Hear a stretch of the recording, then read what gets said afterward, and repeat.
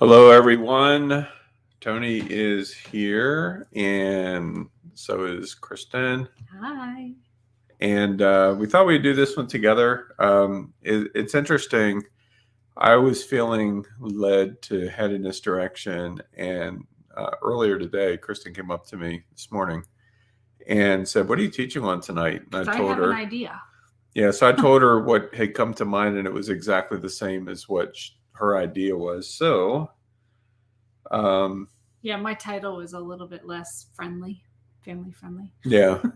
Well, and I took the title, made it PG. So Yeah, mine was not PG. It wasn't even PG-13. yes, and as Liz says, hit that like button and subscribe to us kids here. Yes, we did get over 1,000 folks. I think she's calling everybody else the kids. Finally. Us. Oh, well, I'm a kid. You're totally a kid. At heart, anyway. We refuse to grow up. I turn old this year. You do turn old this year. That will be the age. Yeah, but anyway. I'm sorry. So we thought that this could be an interesting webinar because we want to talk about some things that we've talked about in the past and some things that we've not talked about in the past.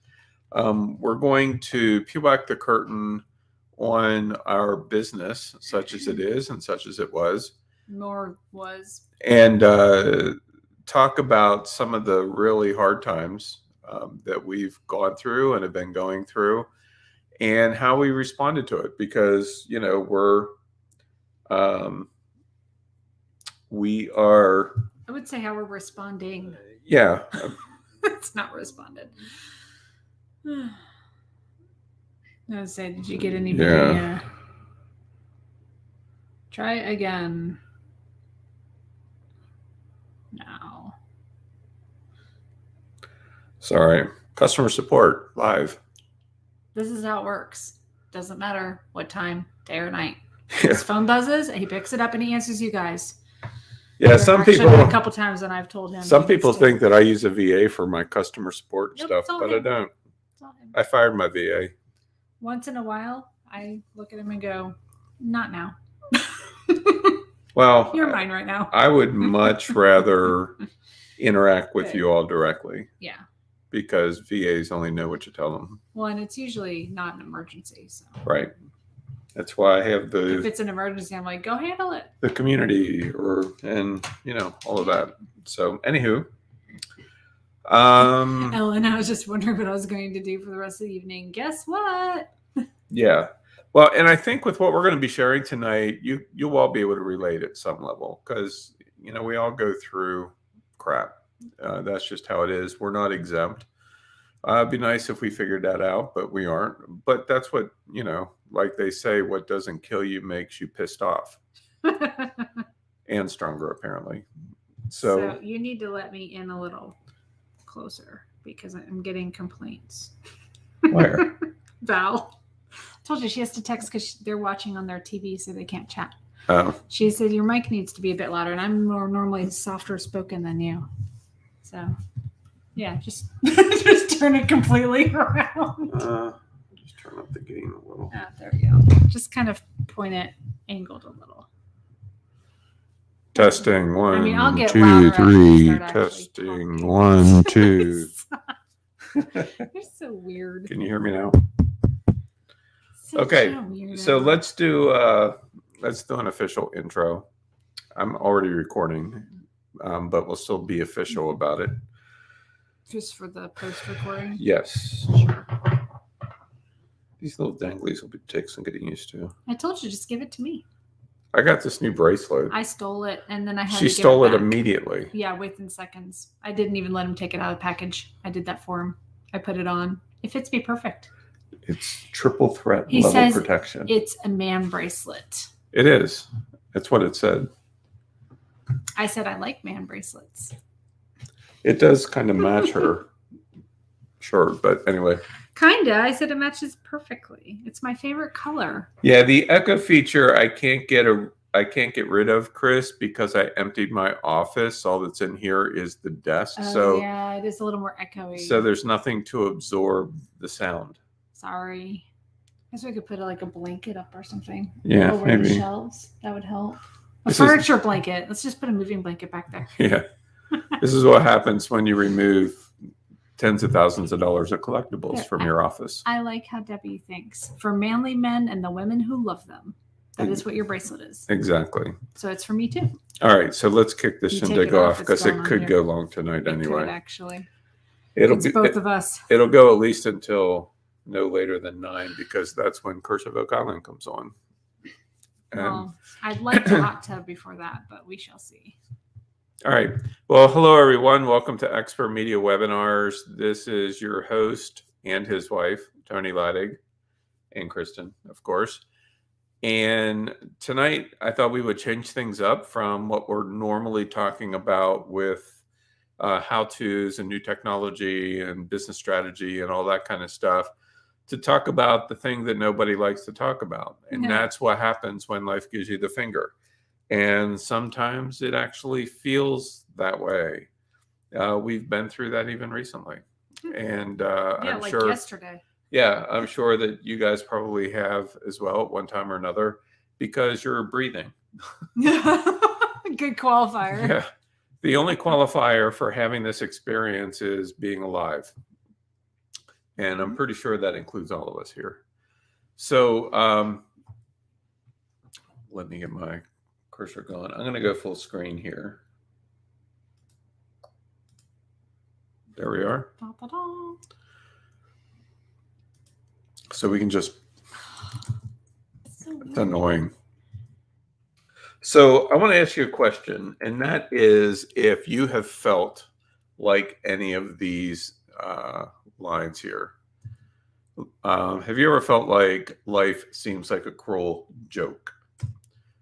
That bad things always happen to good people, karma skips the truly evil people and camps out at your house? Yeah, it's mine. Or at least it's, avoids DC. Yeah. Mercury is in eternal retrograde. Raising my hand. Yeah, screw Mercury. For real. I forget what I called it the other day. I probably can't say it live, though. Hot little mother, and you can fill in the rest. Pretty much. Is that supposed to be Mercury? That is Mercury, actually. Oh. It's a full color not rendering, but a photo. Oh, it makes it look. It was blue. It's pretty. It makes it look nice. I hate that planet, but it's pretty. Your prayers seem to be falling on deaf ears. You're constantly wondering why this is happening to me. And if one more bad thing happens, that's it. I'm done. A couple days ago, and he said, "Don't say that. Don't invite it." Yeah. So a lot of things happen, and most of the time, it feels like it's out of our control. In some cases, it is. Some cases, it isn't, and we may not realize that it isn't out of our control. But we have some good news, and the good news is that we have felt all of these things. Yeah, you're not alone. Yeah, you're not alone, and we've social media shows all the shinies, but what you don't see are the tears and the meltdowns and the spirals, and the meltdowns, and my spirals mostly. So Kristen found this quote, thought it was really good, and I do too. Neil Donald Walsh. Your life is always a result of your thoughts about it, including your obviously creative thought that you seldom get what you choose. And I think that's from, I don't know which book it's from, but it's from one of the Conversations books. But it's a pretty deep thought. And I thought that we would start off with this, because the bad news is that none of us are exempt from challenge. You will feel the roller coaster of emotion. Oh my word, yes. That's just how life tends to be. This will not be your last failure. Sorry. I hate to tell you. Gonna happen again. People may desert you and talk behind your back. Yep. Newsflash, that's likely already happening. Betrayal by others is likely. Yep. You may even feel betrayed by yourself. This one's me, by the way. Big time. Yeah, I never felt that. But I hold myself to very high standards. And when I don't meet those standards, I feel like I've betrayed myself. Cheers, punching things and cursing is highly likely. I was punching things with a sledgehammer yesterday, FYI. So this is fresh for a reason. I don't punch things. Not anymore. Not anymore. I used to whenever I was younger because I didn't know how to deal with my emotions, and I have shattered. There's a healthy way to punch things. I have shattered knuckles to prove it. Like punching bags and gloves. Those are helpful. Yeah. Imagining the faces of certain people on those punching bags while you're punching them is also helpful. Yeah, I remember one time whenever I managed the printing company in New Jersey, and this was stupid. One of my employees had done something stupid, and it ticked me off. And so I spun around and punched a 6-foot high skid of paper, 6,500 pounds of paper. I get that paper probably didn't move. It didn't even know what hit it. It didn't even know it was hit. My knuckle did, though. My word, it just went into pieces. So not a smart move. But there's also good news. The good news is that no one is exempt from challenge, which is the exact same thing that the bad news said, for a reason. What's that reason? We'll get to that in a minute. Oh, okay. I wasn't sure when you were going to say that. Yeah, I love that quote, Tom. That was actually my grandfather, one of my grandfather's favorite quotes. Yeah. If you believe you can or can't, you're right. Yeah, I heard that growing up quite a bit. I think that Henry Ford said something like that too. Similar, yeah. Yeah. How you respond in the time of need, so to speak, is a choice that you control. That's really good news. And we're going to talk about that more here as we go along, because sometimes life feels like it's out of control. Been there, done that. We probably all have. But the one choice that we have is how we respond in a situation. And sometimes those responses, whenever everything is falling apart, appear to be automatic. You know, where we fall to pieces, or we instantly break out into tears, or we go into panic and we feel the pit in our stomach and all of that kind of stuff. But, and I've certainly experienced all of those things over the years. But what I've also found is that as we learn how to better control those emotions and our responses, that it's almost like a growth that happens within us that we're completely unaware of that's happening sometimes. Yeah. And then all of a sudden another rough patch comes along and you're like, oh, wow, I didn't kill anybody today. That's awesome. You know? It's taken me, and I still don't know that I always have this down, but it has taken me many years to realize that how I respond is my choice. I sometimes feel like I'm out of control, and therefore it's not my choice. But some of the Jedi mind tricks and stuff we'll be sharing later are ways that I am making it my choice.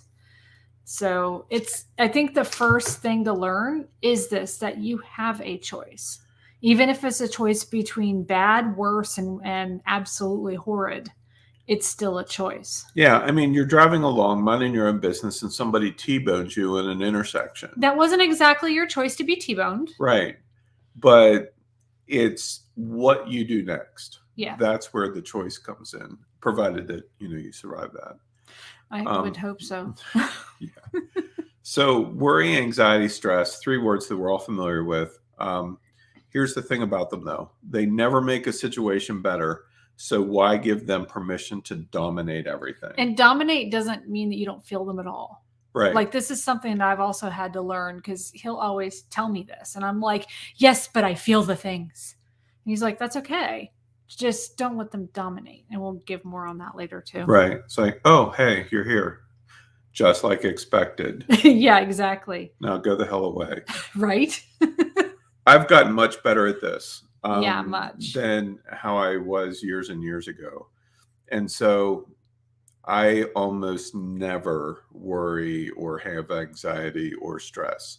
Never. It takes a lot. And we've been under a lot of extremely severe stress for the last couple months, but especially the last couple situations, weeks. But Well, a lot more stress than we're going to be letting on. But you've been handling it amazingly. Yeah, and I'll share a little later some of the strategies that I use to kind of sidestep that. Yeah. It's like I have not been handling it quite so well. Yeah, it's kind of like Wile E. Coyote on a rocket flying right towards you, and you swear to God it's going to smack right into you, and then you realize that you can sidestep, and he plows right into the cliff behind you. Mm-hmm. It's kind of like that. So sometimes I feel like I'm the Wile E. Coyote. So it's important to give yourself permission in these situations to feel the emotion because it's human experience. That's how we are. We're not robots. Yeah, we're gonna feel. You're going to feel the emotion. I like what Greg Braden said. He said that our emotions are like our guidance system. It tells us what's going on. It's kind of like a barometer of sorts that gives us feedback to let us know that things are okay or things are not okay. But just because it's okay to feel emotion in the moment doesn't mean we have to live there. And that's where I think a lot of people get messed up, is that they don't know how to get out of the vicious cycle. They get themselves a zip code, they buy a house or build one, and they fill it with furniture, and they feel comfortable there. Yeah. And then that will continue the drama. Well, and what you focus on, it's known. What you focus on, you attract, and then it becomes a tornado. Yep. And then you go down through that spiral, and it just starts destroying even more stuff than what you were originally reacting or responding to. Well, and sometimes, having lived here before many, many, many times and having a zip code there, sometimes what is known out or not known to us, and I mean me especially, not known, the peace and quiet and tranquility and stuff, that wasn't known to me. Therefore, it was awesome to think about it, but it was very uncomfortable. And it was so uncomfortable, I learned how to create scenarios to keep me in the zip code of a downward spiral. And I stayed there for years, over and over again. Why is this always happening to me? Well, that statement alone was keeping me there because I was putting an expectation out that it's always happening to me. Right. And it took, like 3 years of being with you before it finally started to click that I had a choice to build a house somewhere else. Yeah. I could leave that zip code. It's not something that happens overnight. Yeah, our first 3 years together were incredibly challenging for me. Hey, you like me.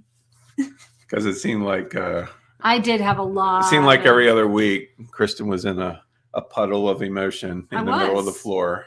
Well, I was only in the middle of the floor like twice, but I was definitely in a puddle of emotion. And a lot of it had to do with my ex and just crap that was going on there. But here's the thing. We're still going through crap. I mean, crap happens. Yeah. We're always going to have to deal with it in one way, shape, or form. Right. Well, and one thing to keep in mind in the process of moving through this stuff, a coach that we've both used always made the statement that what people can't get legitimately, they'll get illegitimately. Right. And I crave to be the center of attention. Right. And so I would create scenarios where I was the center of attention. And to Tony, I wasn't the center of attention. And that bothered me. For a while. Because I would just let her do her thing. Like, let me know when you're done. Yeah, he'd walk away. Let me know when you're done with your little pity party. I'll come back. We can talk. Yeah, I wasn't exactly nice. But you were not nice. It was kind of like a tough love kind of approach that I used. Well, it was like my mom did this when I was a baby. Maybe that's where part of it stems from. But crying a lot, she'd just let me cry. She'd just leave and let me cry it out. Eventually, I shut up and went to sleep. Yeah, and then when she would finish, it would be like, now do you want to know how to avoid that scenario? Mm-hmm. So, I hated what you had to say. So then I became Coach Tony. I hated Coach Tony for a while there. Well, I loved Coach Tony, but I hated what he had to say. Right. Because he was right, like 100% of the time. And I'm like, why? One time I looked at you. It was actually within the last year. And I said, why are you always right? And he just like went, it's me. Because I'm awesome. I'm like, fine. Godlike. I think you might have said that. All of us are that way, though. Godlike. It's not like that makes me any more special. So one thing to always keep in mind, especially in the midst of it all, is that everything can change in an instant and for the better. It's not the be all end all. We've all been through shit before. It's been really bad before. And yet here we all are tonight, Yeah. and it's important to keep that in mind. I mean, we've gone through some seriously heavy crap, and we'll be talking about some of that later. But yet, you know what? And actually, just to be clear, I don't know if it was this week or last week, Kristen and I were having a conversation, and I said, look, we have faced more challenging scenarios than what we're facing right now, and yet we're still standing. That was yesterday. Yeah. Or no, the day before yesterday. Yeah, we get through it. And you know what? And I looked at you and said, I don't know about that being more challenging than this. And Yeah. then you explained to me how you thought it was more challenging. And I went, okay, maybe it's as challenging. But what was I'll give it interesting that. was within an hour, we ended up with a solution that it was unexpected. We didn't see it coming. Yeah, it was a total unexpected. And it was a complete turnaround. And it was a good change. And what was really interesting, I'm not going to go into the details of it because you don't need to know it. It's still unfolding, so we're not. But what was interesting was I had taken a screenshot of something on the computer to import into Photoshop. And as I was working on it in Photoshop, I just felt led or whatever to glance up at the screenshot, the header title. And you didn't put that in here. No, I forgot to put it in. But it said screenshot, obviously. But it was the date and time, or the time. The time was 11:11:11. So 11 o'clock. 11 minutes, 11 seconds. It's hard to produce a screenshot like that on purpose. You literally have 1 second. I wasn't even paying attention to the time or anything like that. I had a phone call I was waiting on. But to me, how I took that was, without going into a huge amount of detail, because I want to be respectful of time, is that my number for this year is 6. And my number is actually 11. I pay attention to 6 a lot because that first download that I got of the new year, they made it a big deal. Oh, by the way, this is a 6 year for you. Why is that? Well, it's 2022, so 2 + 2 + 2 is 6. You're turning 60 this year on April 6th. So, there's that. And I'm like, okay, 6 it is. And so, of course, 11:11:11 totals 6, but 11 is also a number of change, okay, which I didn't even think about until later. And I've told the story in the past, back when in one of my life suck times, with my first marriage, I was out going for a walk, and I just heard, like, almost audibly in my head, stop, and looked down, and I looked down, and there was a dime and a penny between my feet. And then, so 11. And then I went to get gas, and it clicked off at 11.11 gallons.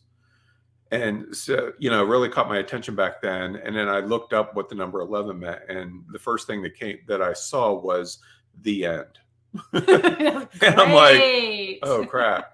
But later I realized that it actually referred to a new beginning. And that's exactly what happened. Beginning of something. Yeah. And that's actually what happened in that scenario. And so then in this scenario on Monday, it was a really big deal. And phone call came, and it was like, oh, wow, this is completely different. I wasn't expecting this response at all. So I tried to play it really negatively with Kristen at first. It's like, well, I thought for sure it was bad news. But I was so relieved and mad at you at the same time. But it actually was really good news. And the way you presented it, I was still like thinking, how is this good news? Because it was supposed to be bad news. So I'm still processing that. So what was funny was, as soon as I got off the phone, the not so subtle voices inside my head, first thing I hear is, Told you. Told you so. Told you. But I wasn't really worried about it. I couldn't explain it, but it was just like, yeah, you were driving me crazy because you weren't worried and I was freaking out. Like yeah, heart palpitations, night sweats, nightmares, waking up in the middle of the night, like with an anxiety, well, I don't know if anxiety attack, but I couldn't breathe. Like panic attack. Kind of freaking out. Meanwhile, he's just snoring. Sleeping all night. Calm. How'd you sleep last night? I'm like, how did you sleep? You shouldn't have slept, but you did because I lay there and watched you sleep because I couldn't. And I'm thinking the whole time, well, how are you able to do this? Yeah. Well, everything can change in an instant, and that's what happened. And so another thing to keep in mind is that you don't know everything. Like I didn't. The response that we received on Monday for the scenario we were talking about, what was shared. Didn't even know it was an option. Yeah, what was shared, we didn't even know. Yeah. So you don't know what you don't know, and it's important to keep that in mind.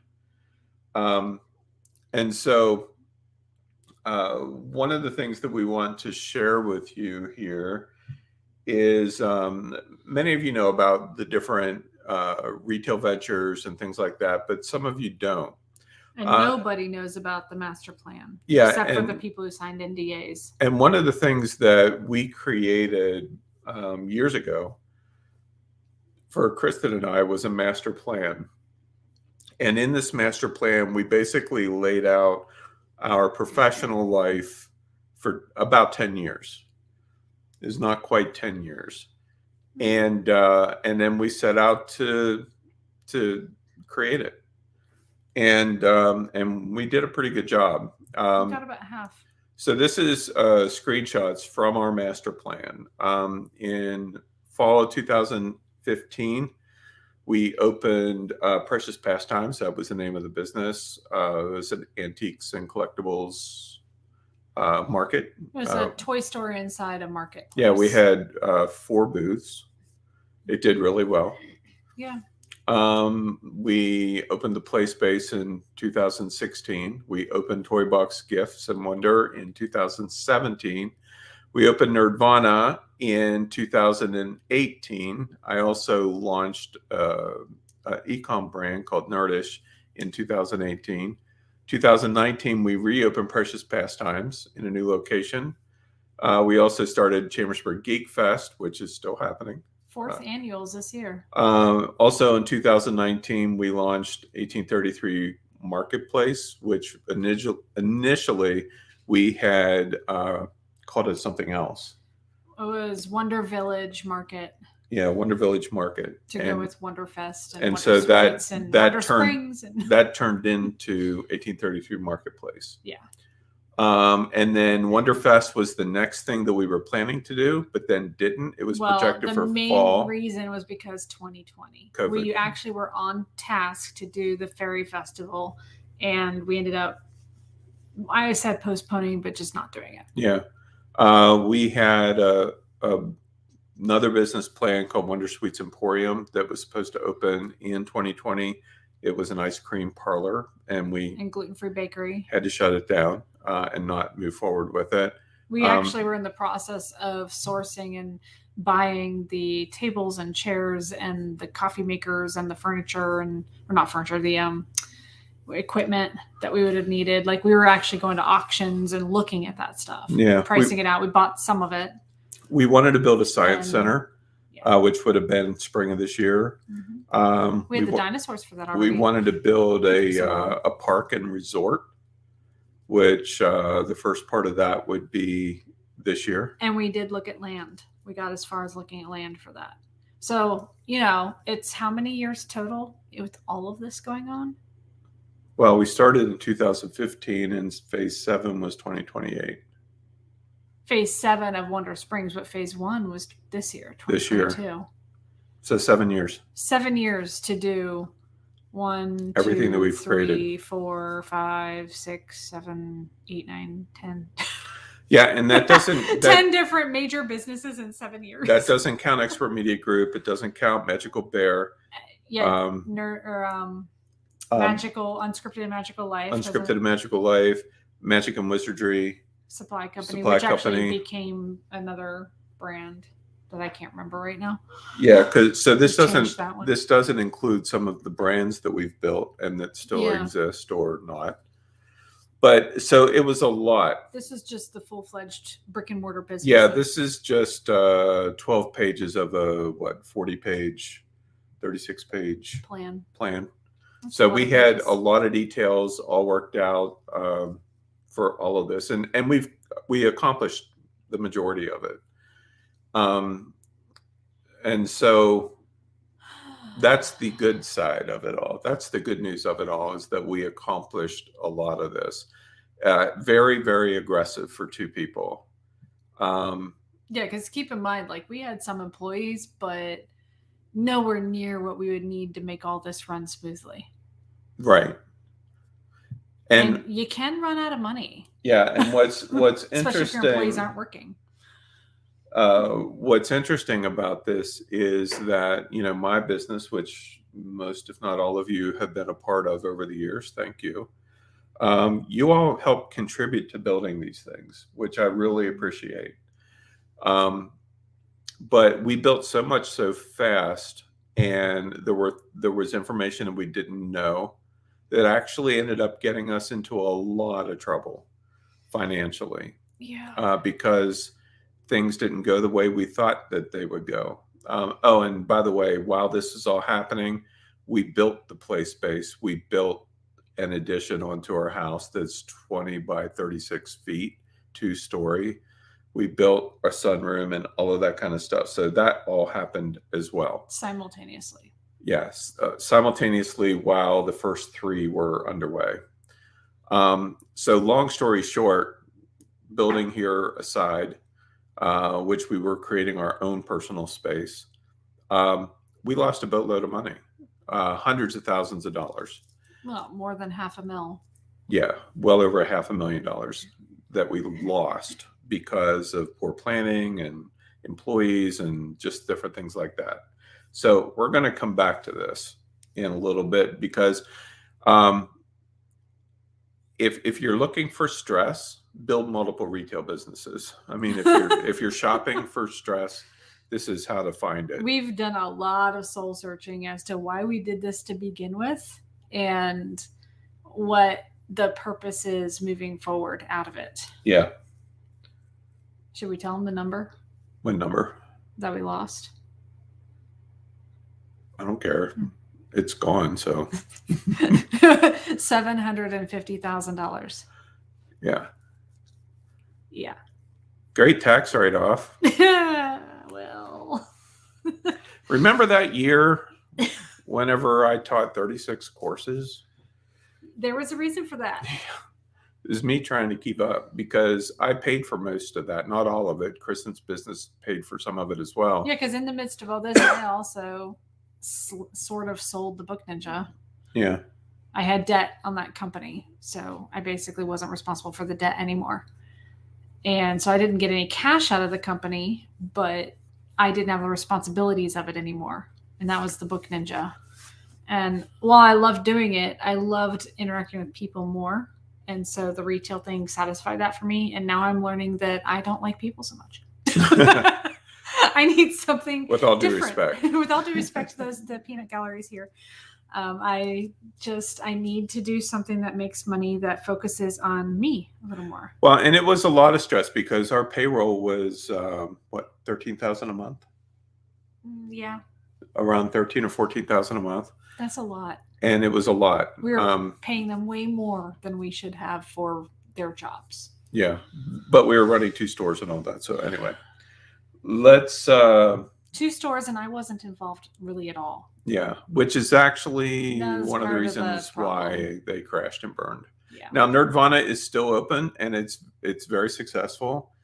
2019 was its first full year, and we did around 55 55 on its first year. in its first full year, which is 2019, because we opened in 2018. And this year, the numbers just came back at just over 150. Yeah, 155. Yeah. And it valuated at 176.9.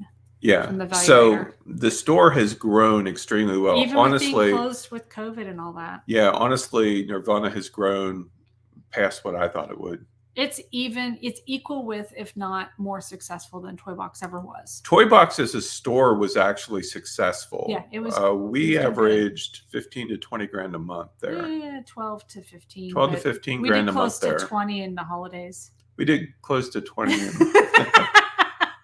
He's got this grin on his face because I'm the one that knows all the numbers, and he likes to pretend he does. I'm just making shit up. He totally is making shit up. So there comes a time when you have to acknowledge and accept the fact that what you're doing isn't working. And this is a quote from me, but it's true. It no longer serves you. And why wouldn't it be true if it was from you? No, I mean, it is true. But what I realized a while back, you know, some of you have heard the quote from, wow, name just escaped me. Einstein, which actually he didn't say this, but we'll go with it because it's a good quote. And that is, the definition of insanity is doing the same thing over and over again and expecting a different result. Mm-hmm. It's a great quote. Einstein didn't say it, but great quote. But you have to take a step back for a minute, preferably when things aren't all going to hell in a handbasket, and taking a look at your life and saying, why do I keep doing that thing over and over again when I know it doesn't work? Yeah. And in some cases, it usually comes back to you don't want to let other people down, or you don't want to let yourself down. Yeah. That's or what it did for me. You're looking for love in all the wrong places. Well, that too. You're searching for something and it's just not working. Right. And so if you think about it very logically for a moment, why on earth would you want to keep doing the same thing? Like, if what you're doing now in your life isn't working, why keep doing that? You know, it just makes zero sense whatsoever because it isn't serving you. And if you keep doing it and you're reluctant to let go of it, and it's like, yeah, but blah, blah, blah, and you start going into excuse phase, that means that you're getting something out of it. And you're like, well, why on earth would I get something out of all of this crazy I have asked that question. Negativity that's going on? And my response to that question is, you tell me, because you're obviously getting something out of it, or you wouldn't let it hang around. And that's when I sit back, look at him and go, oh, shit. What if some stranger just randomly walks into your house and you tell it to leave and it said no?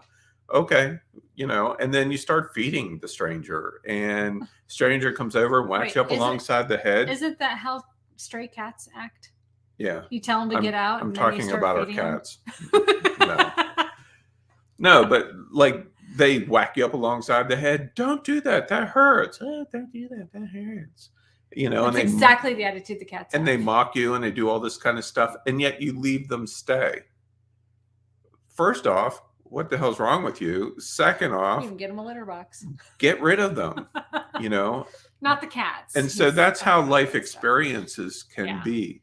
We get comfortable with them. They are familiar to us because maybe we've been dealing with it most of our lives. Maybe there were traumas that happened when we were kids, or something that you didn't understand and you didn't know how to deal with it because of emotional maturity or whatever. You know, like, for instance, I've shared the story before about how whenever I was 8, my great-grandmother died. I didn't know that she had died right away, and she was my favorite. I was at her house all the time. And my parents didn't know how to break the news to me, so they waited for 2 weeks. She was gone for 2 weeks until they finally told me why you couldn't see her anymore. Yeah. So an 8-year-old don't know how to process loss like that, right? An 8-year-old don't know how to process abandonment. So I did what most 8-year-olds would do. I stuffed it, you know, and you move on. And then until you become an adult. And then all of a sudden, in my case, as an adult, I have all this anger and rage and always being angry and pissed off and hitting things and scaring the shit out of my daughters a couple of times. I never hit them, but, you know, I raised my voice. And I didn't know what was going on. I didn't know why it was continually showing up there until one day whenever I was going through one of my rage moments and got through that, and my ex-wife was talking to me about it, and as we're talking about it, and I'm crying and all of this kind of stuff, and suddenly my great grandmother's face shows up in my thoughts. And I thought that was the weirdest thing ever. You know, here I am having an emotional breakdown, and my mom shows up. You know, it's like weird. And I said, "Oh, that's weird." And Deborah said, "What?" And I'm like, "I just saw my mom." And as soon as I told her that, immediately everything came to me that I had never said goodbye to her because I didn't have the opportunity and I was a kid. You didn't So know how. I didn't know how. So the next day I drove to her house, which is still standing. It's not in the family anymore. And I just sat there, parked alongside the house, and I talked to her and I said goodbye to her. And you know what happened? Rage gone. Completely gone. The anger was gone completely just because I said goodbye. That was the first time I experienced a level of freedom like that in a pattern that existed in my life that I didn't know how to change. And it was just a simple revelation. And that's usually how it happens. Yeah. It's a simple revelation and we immediately dismiss it and we're like, nah, it can't be it. Yeah. It's too simple. It's too easy. So, some big secrets here. Yeah, there's actually more than one. First of all, whenever you're planning your life or you're planning a business and you have aspirations and hopes and Writing dreams, down your goals. which you should always do, plan in chalk, not in stone. Don't take a chisel to it. Yeah, I told start Kristen, chiseling could the you letters. imagine, you know, you're like Babylonian and it's 3,500 years ago and you're tapping out, you know, your plans and you make a typo? I mean, man. Whoops. But plan on chalk. And that's something that we have really learned to do. And it kind of comes from a position, which I think I mentioned it later. It comes from a position of this or something better. Yeah, we talk about that later. And so along with that, you want to give yourself permission to pivot. And planning in chalk does give you permission to pivot. Yeah. Just because you cast the vision initially of I want to do this, I want to build this kind of business, I want to check this out, and you get 6 months in and it isn't working for you for whatever reason, don't beat yourself up about it. Just change. Well, and especially if you've brought other people along, explain to them what written in chalk means so that they aren't trying to hold you to a standard that you set for yourself that's no longer serving you. Right. It's very easy for us to point the fingers at ourselves and say, you failed because it didn't turn out how you expected it to. Here's a thought that just now came to me.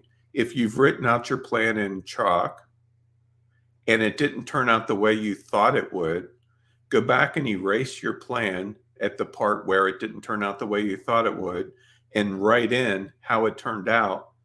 No failure. You've accomplished your mission. Now get over it, move on. Yeah, that's a good analogy. You know, so this is my life, guys. It is. He's like, wait, this just came to me. And it's usually something profound. Yeah. So give yourself permission to pivot. It's okay. You know, stay open to possibility because, again, we don't know everything. I mean, I don't know how each of you are. It would be impossible for me to know that. But I can speak for myself. And for me, I am amazed at how these thoughts and ideas just kind of pop into my brain that I'd never considered before. And it was like, oh, that was a really good idea, excuse me, but this is much better. Why in the world didn't I think about that? Well, it could be tempting to beat yourself up over the fact that why didn't I think of this earlier? You know, but why? Like, what does that serve to do that? Just it's not helpful. It's not helpful. And so to live in a position of wonder, even when everything is going insane, and it can be challenging to do that. Yeah.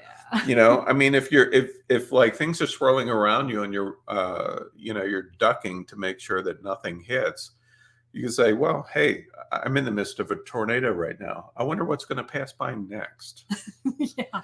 It's more like having a curious nature. Yeah, being Being curious. curious. And I do want to speak to what Thomas mentioned here about having a plan B.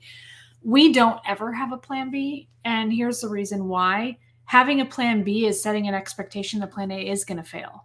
Right. What if it actually succeeds? I didn't have a plan B for quitting or for selling the Book Ninja and moving full-time into Nerdvana retail. And 1 month before COVID hit, I didn't know COVID was going to shut us down. I didn't have a plan B. Now that caused me to spiral a bit and go through this entire cycle we're talking about. But what it also did was gave me the chance to practice what we've been doing and what we've been learning for the last several years. Right. It gave me a chance to really ask myself, what do I want? What do I really want? Or what do I want next? That's actually better. What do I want next? Because what I really want, I don't really know sometimes. But I can figure out what I want next, like my next step. And what I wanted next was to give it a shot, see if I could make Nerdvana work. And I proved that I did. And now I'm looking at that same question. What do I want now? What do I want next? And I'm looking around Nerdvana going, I did this, which is why I started crying yesterday. Yeah. So looking around going, I built this. I did this. And I can now look at that, whether it stays open or not, I can look at it and say, I did that because I didn't have a plan B. Yeah, because what happened with that is right before the lockdowns happened, at the end of January, right before, our two final full-time employees that we had came to the house. Well, one of them came to the house and quit and said, we're done, blah, blah, blah. They both quit, but one came to tell us. Yeah. Which I think they meant it as a bad thing, but we saw it as a blessing. So because we're trying to figure out how to let them go. Right. And so then Like, Kristen's like, what are we going to do? We have no employees. Yeah, I was like, I wasn't planning on it quite this soon, but and she had already made the decision to sell the Book Ninja brand. And so we're like, oh, okay, well, I guess you're going to have to work it yourself. Well, I can do that. And then the lockdown happens. Like literally 2 weeks later. And we're closed for 3 months. Now the question is, do we kill off the business because we can't even sell anything? Or what do we do? I mean, it wasn't exactly a fun experience, but she's like, what am I going to do? And I'm like, well, there's the website. You can pour yourself into that. And I did. And that's what she did. So that was my pivot. I didn't have, like, I had the plan to do the website all along, but my plan B didn't exist. So I was forced to get creative. Right. And I was forced to see the possibility of what I could do. So she built that all herself. I did not help. And I mean, she really dumped into it. And so now, like, the website is what, about 20-25% of our sales? No, it's a solid 10%. About 10% of our sales?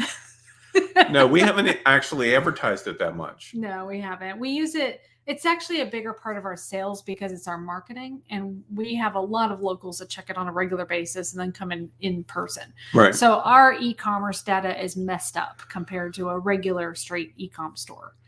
But my whole thing about Plan B is it's good to have options, but that's where possibility comes into play. Always have your Plan A, always go for it, but Plan A in chalk so that you have permission to pivot. And if you're open to possibility, plans B, C through F through Z are gonna show up. Right. They're going to. And I'm literally teaching this for myself tonight. I told him, I was like, so we're going through this right now. I think we need to teach on it. And I'm saying this for me. Right. So another huge part of the process is to discipline your thoughts. Yeah. Many folks find this challenging because they don't it's not easy. They don't know how. They don't, it's like we're not taught how to do this. They don't even know what it means to discipline your thoughts. Mm-hmm. Like their thoughts, they come into your head. How do you stop them? Like I was just having a conversation about this with my daughter a couple of days ago. And because she was dealing with some anxiety and some different things like that. And I kind of slipped into Coach Tony mode, Coach Dad mode. And something that I learned whenever I was a kid, whenever I was growing up and, going to school and all of that kind of stuff, my mom and dad loved listening to Kenneth Copeland, who is a charismatic preacher. and Kenneth Hagin, which I went to his school back a long time ago. Not a good experience, but not because of him. But anyway, so every morning I would get up and Dad would be playing these Kenneth Copeland cassettes, right? And it's like, okay, whatever. But there were a few things that I picked up in listening to those things.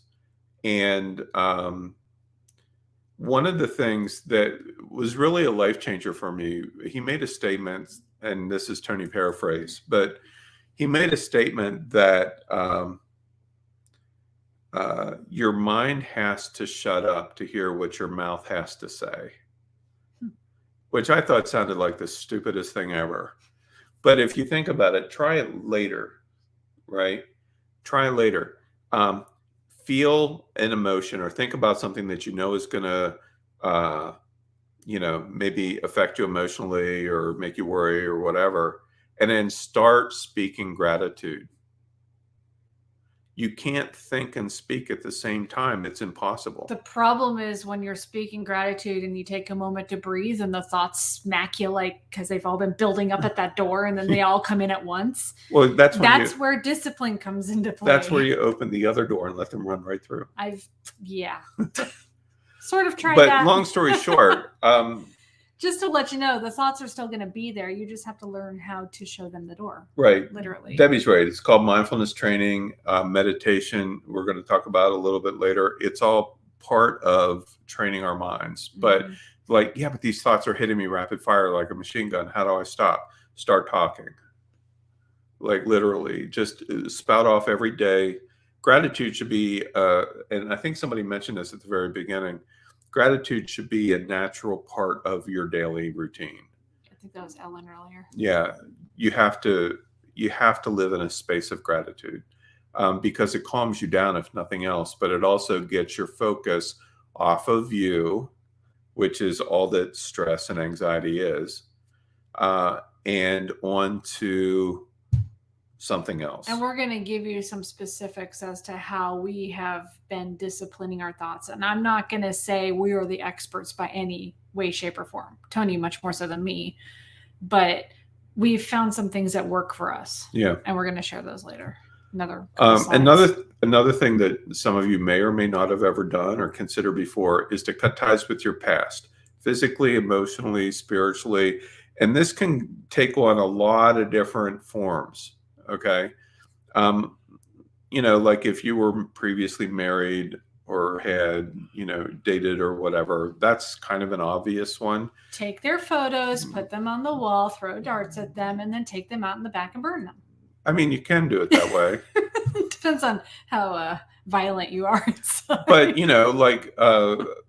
let's say you had a failed business or something like that. Right. And you've moved on and, you look back at it and you don't really have any negative thoughts toward it, but there's still a little bit of a sting. I wish it would have turned out differently, whatever.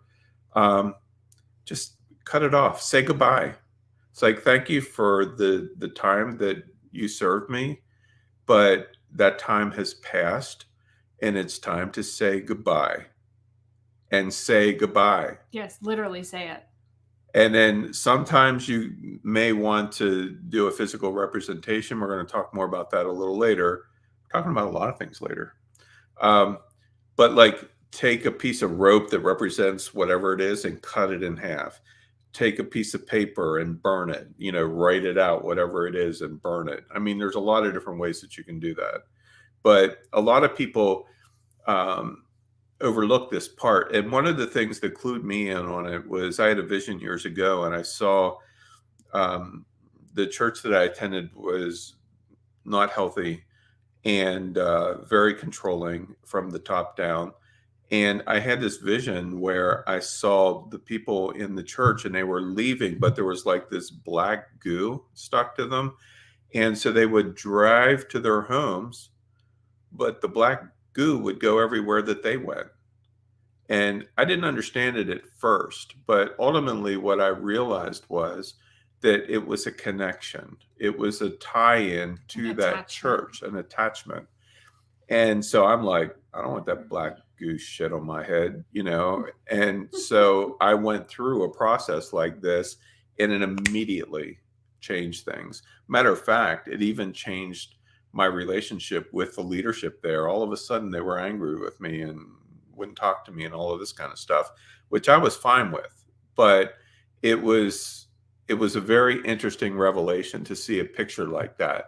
And so then me, being the curious person that I am, started saying, I wonder if that applies in other areas. You know, that same kind of process. We call it baggage, right? Emotional baggage. Um, and so, Well, that black goo thing came back up recently, yeah, tied to the house. right. Because we're actually living, we added on to the house that he built to raise his girls in. Yeah. And we don't actually Well, you and your do ex-wife much built. in the Yeah, we don't live in original the original house. house very much, but that's intentional. Right.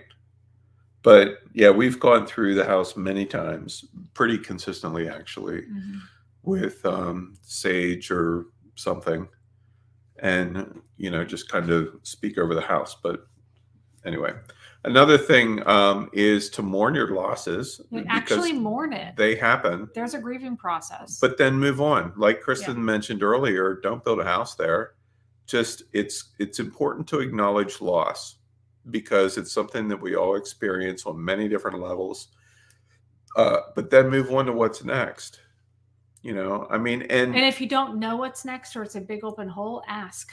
and that Start time asking that time what's of next. mourning can extend for quite a while. I can. I think I started mourning Toy Box in 2019 when we realized we had to close it. I didn't want to. And I would say I'm finally starting to feel that release in December of last year, so 2020. So it took a full year and a half. Yeah, I mean, and many of you are familiar with the story, my experience of whenever my dad died back in 2009. Holy cow.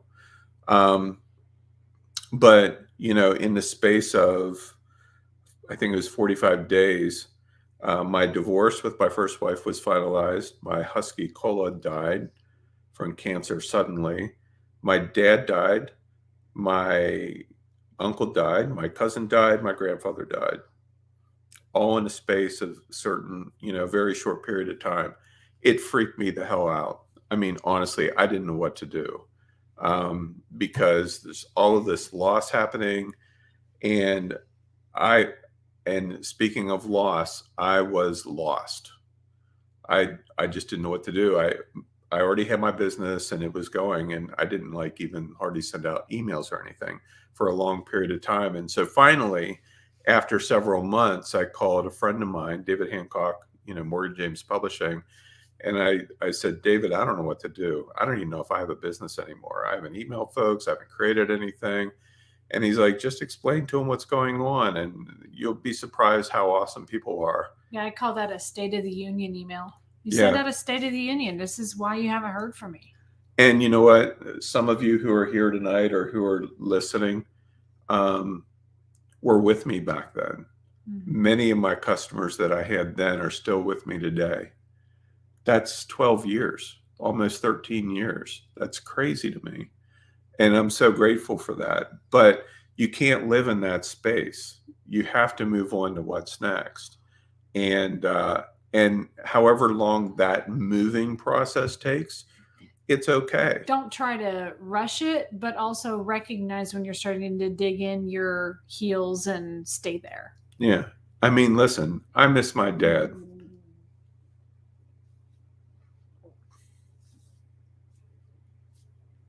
I know. We're coming up on his angel day. But I'm not going to live in that space. He wouldn't want me to, for sure. But, you know, sometimes whenever you hear a lot and you get a lot of downloads, you're also told about other things, which I'm not going to talk about tonight. But whether they happen or not, it doesn't matter. We will move through and move on. Mhm. Sometimes getting spiritual insight sucks too, by the way. It's not all happy news. Don't be afraid to change up everything. Reinvent yourself. I mean, I turned 60 this year, and I know quite a number of you are older than I am, and some of you are younger. But, I mean, listen, if I can go vegan and stick with it, we're coming up on 8 months. Cracks me up. And like it. He actually likes it. Which is especially weird. It's so weird.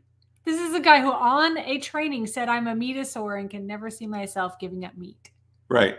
So if I can do that and sell the house that I raised my kids in and that Kristen and I built together and 95% of all of our stuff and sell our retail store business that we built together and start 2 new businesses and move into a 1-bedroom apartment from owning a 5,000 square foot house. If I can do all of that at my age, you can do anything. I mean, I'm just saying it's crazy. And I'm not saying that to brag, but I'm also not saying that I'm going into this kicking and screaming. I'm going into it, embracing it. We're changing everything up. I can't wait. I'm really looking forward to it. And there's a number of reasons why, but it's just going to be interesting.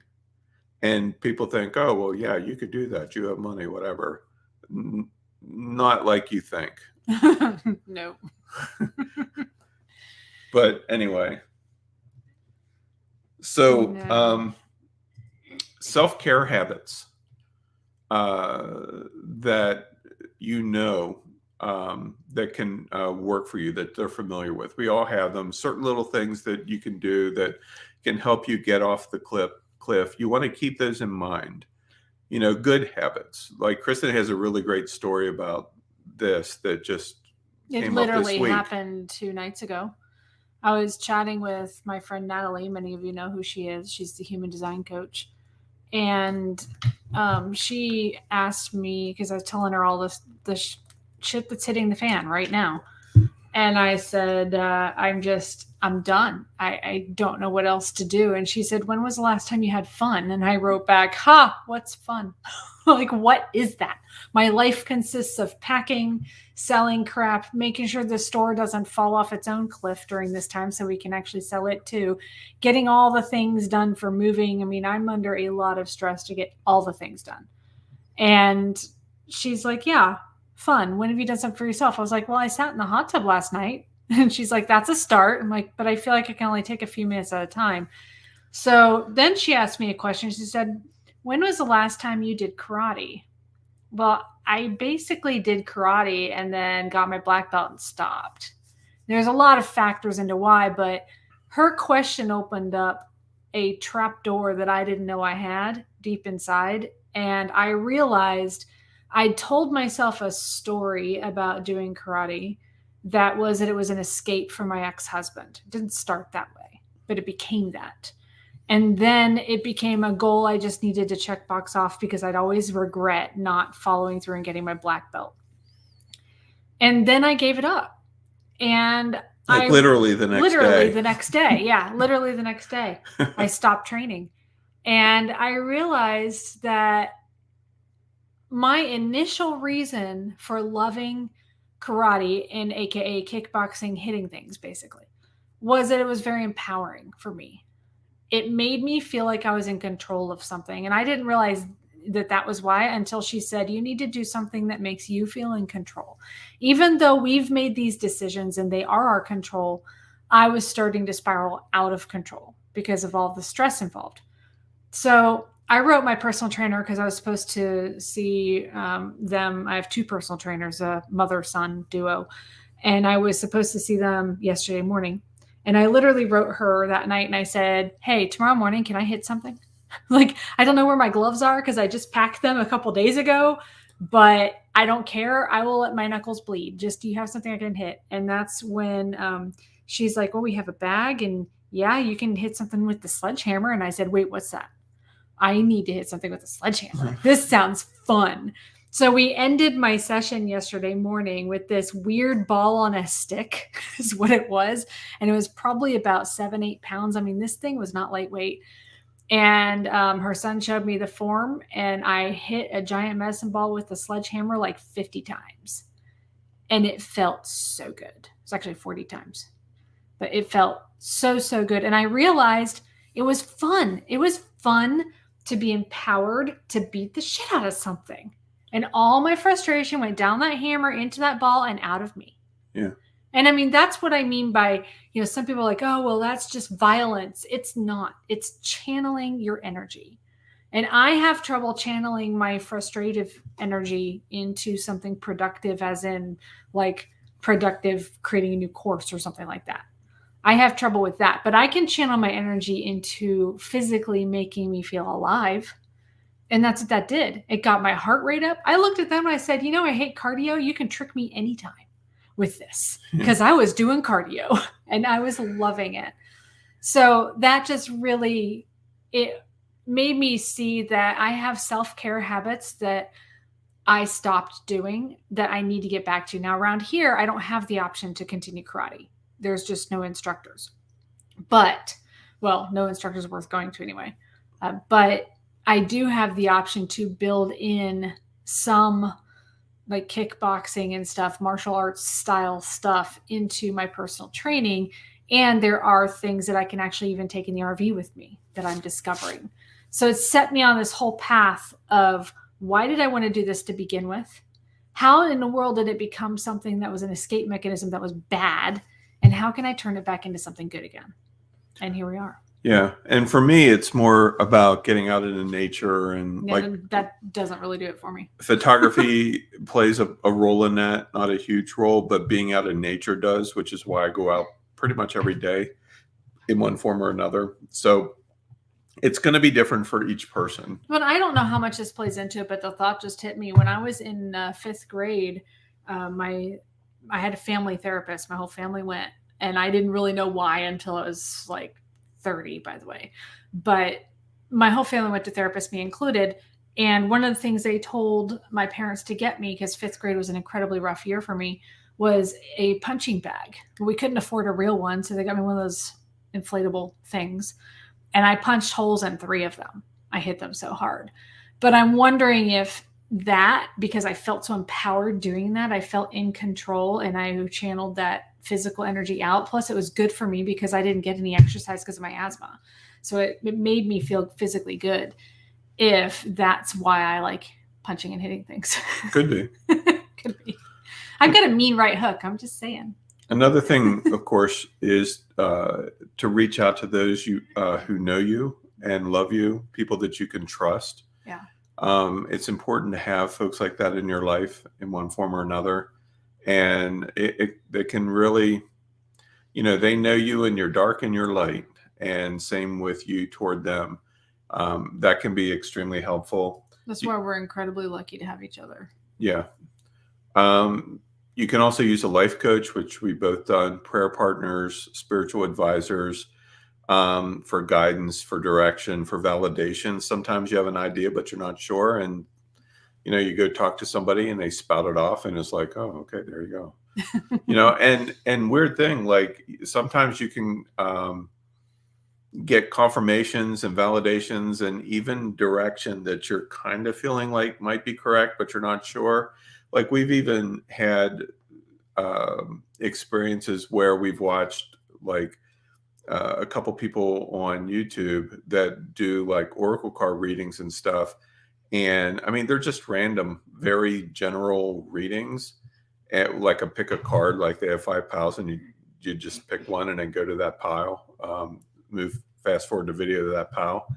And then you start listening to what they have to say, and you're like, well, holy crap. And you'd think it'd be, oh, well, that's general, so it applies to everybody. But we each choose different piles, and it's completely different. And I'd say 100% of the time, your pile would not apply to me, and vice versa. Yeah. It's wild. And we've got more validation that way of stuff that we've already been told by others or already been thinking. Not guidance or direction, really. Not so much guidance and direction, but like the whole reach out to those who know and love you and using a life coach. I meet with a life coach who's also a doctor every week. She's a doctor and nutritionist as well. And she helps me with the guidance and direction part. And then every single time I do one of these card things on YouTube, which sounds so weird to say it, sounds so weird hearing myself say it, but every single time there's been one line that the gal says that's word for word, no kidding, something my life coach just told me that same day. It is weird if it falls on that day. So it's happened a half dozen times in the last year. It's kind of uncanny. It's very uncanny. So just finding things that work for you and everybody could use advice every once in a while from someone else, because you're getting a perspective that's not yours, that's not buried in your stuff. Right. And depending on how you're plugged into things, I mean, that spiritual advisor may be the voices in your head. It might be. Call it God, call it whatever you want. But I get a pretty rough butt whooping sometimes whenever I'm out journaling and getting downloads. I can always tell he comes in the house and he just has this look on his face. I'm like, oh, they weren't nice today, huh? He's like, no. You gonna share? Eventually. Give me a minute. Yeah, because I get downloads almost every day and have for years now. Yep. Connect with nature. I talked about that. There's something magical about being out in nature, especially running water. Yeah, running water, the energy flow behind it, and another thing too. Like if you observe nature, stuff dies all the time in nature, and then dead right now around here. And then somehow automatically it comes back the next spring. There's a lot of life lessons that exist in nature if you just pay attention to what's going on there. You can learn a lot, especially if you have a connection with certain things like I do with hawks and eagles especially, but even certain other animals, but hawks, I mean, that's just been crazy. And I've shared some of that before. He's just driving down the road and just doesn't even look, he just points. Like, and look, there he he did is. It today. I'm like, oh, red tail. Yeah, there were like, two of them. I'm like, how could you tell that? His tail didn't even turn until after. Yeah, I just feel them. He just feels somehow. Them. It's weird. Hawk whisperer. Pay attention. We couldn't say what we really wanted to say. So imagine the exclamation points actually being are other a different words. Word or two. It amazes me how many people are not aware in the moment of what's going on in their life. That used to be me. It changed in 2012, but people don't pay attention. They don't read. And a lot of the reason is because they're self-absorbed or they're focused on their shit or whatever the case may be. And that's not always necessarily bad, but or you're so focused on the past and what happened to you in the past that you can't see where you're going moving forward, or you're so excited about what's going to come in the future that you are not living in the moment and you're not paying attention. Mm-hmm. It's like today, or, I mentioned earlier about the screenshot having 11/11/11 on it, right? And I'm waiting for this big phone call. You would have missed it if you hadn't been paying attention to just the moment, to living in that living moment. in the moment. And it's just like I'm working, and then all of a sudden my eyes went zoop, and there it is, and I'm like, holy crap. And here's something really weird. I took a picture of my screen and I sent it to Kristen, and she was down with her coach, and I was like, look at the numbers, look at the time. And it was a screenshot, right? Normally those are saved to your hard drive. And so I took it and then I copied it into Photoshop because it was something I was working on. It's gone. Like it don't even exist. The only thing that exists to prove what I saw was the photo that I took of my screen to send to Kristen. Oh, from your phone. From my phone. The screenshot is not on my hard drive. It's gone. And so, I mean, talk about weird. A weird divine moment to catch my attention. That's the kind of thing that I'm talking about. Like most people, You're driving on the road, you're on your way to Target or the grocery store or whatever. Meanwhile, there's hawks sitting on fence posts and all this kind of thing. You don't even see them. They could be flying right in front of you. You don't even know it. And they're there saying, hello, Well, got you covered. Everything is going to be fine. People tend to zone out. And like one of the things, I know I'm not alone in this, but when we would be at our storage units or even the house and leave, 9 times out of 10, I couldn't remember if I actually locked the door. If I actually put the door down and put the padlock on it, or if I locked the front door when we left. And I'd constantly be going back and checking. And only once did I actually leave it open, which was storage. But still, because of that once, I was always worried about it. I was worried about it because I was not living in the moment.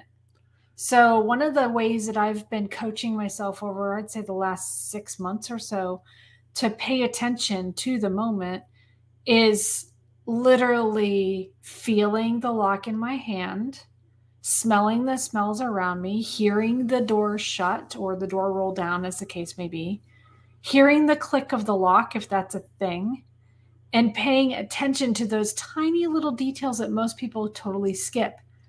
And I forget all that later. I forget what all that sounds like and stuff. That's not the point. The point is, by paying attention to that, I now know I locked the door and I don't have to go back and check. Yeah, for me, what changed everything was back in 2012, or 2011, actually, I had this aha moment where I realized that I was not living in the moment. I had no idea what was going on day to day. I was always thinking toward the future. And I decided, you know what? I don't even know how to live in the moment. I didn't even know what that looked like. And so an idea came to me to take a photo of the sky every day for a year. Some of you remember that photo series. 365. Skies 365. And I did it. And I learned something. And that was how to be in the moment. Because if you're taking a picture of the sky every day, you have to pay attention. I remember you having to go out and get that photo of the sky, and I'm like, what are you doing? Yeah, you have to pay attention. At a conference. Like I started looking at the sunrises, at the sunsets, because I wanted to get the best picture possible.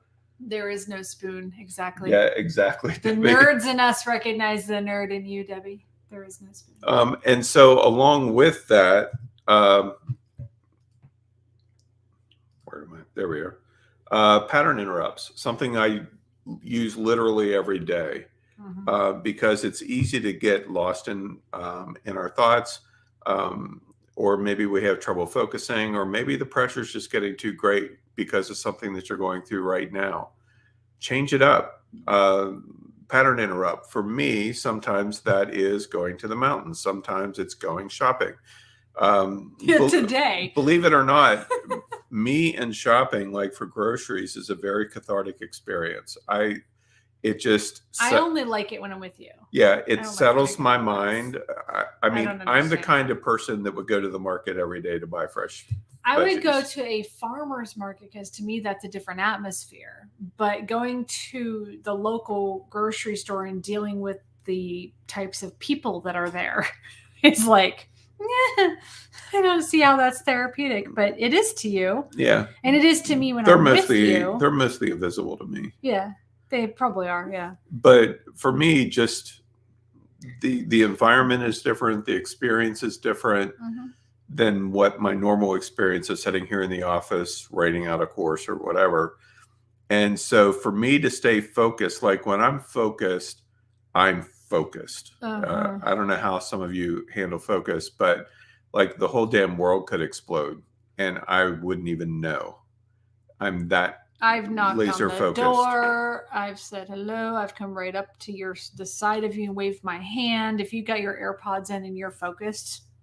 But I mean, for me, his chair. For me, I can only maintain that for 3 to 4 hours. Yeah, that's not something. And then it's like I need to do something else, and so I physically leave the house most of the time, and then or get lunch maybe or whatever, and then I come back to it and zone in. So I mean, truthfully, I probably only work from a focus perspective, maybe 6 to 8 hours a day, but I love what I do. So I do a lot of research and experimenting and those kinds of things. So that adds in, but that's different. It's one thing to just see what kind of images you can create using Accomplice versus creating a new course and setting up emails and all Every of that. time Adam releases another update, I can tell because Tony's nose is buried in his phone while we're watching a show on TV, YouTube, or what otherwise. Well, I haven't been so much like that And right now. you were last night With 2.0. he was like, I gotta try this. Oh, I gotta try this. And I gotta